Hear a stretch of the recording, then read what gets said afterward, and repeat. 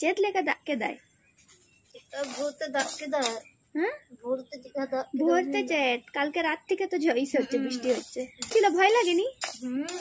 আর এটা কি রান্না করছো? শান্তা তেলে না নালে চেত? এটা চেত নদ ইজে ভাজি চাউলি বাবা। আর নদে চা। চা আর একটু বেশি করে করো, এইটুকু চা দিয়ে কি হবে? আমিও খাবো তো। আমি খাইনি। ও তুমি খেয়েছো? খেয়ে কি রাখছো আমার জন্য এটা? বাহ, এরকম দিদি পাওয়া যাবে? দেখো এই না হলে আমার ননদ, সে আবার চা রাখছে আমার জন্য খেয়ে।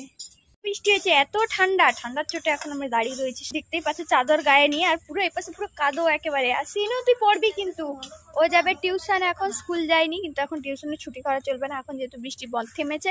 এই এক্ষুনি পড়তো।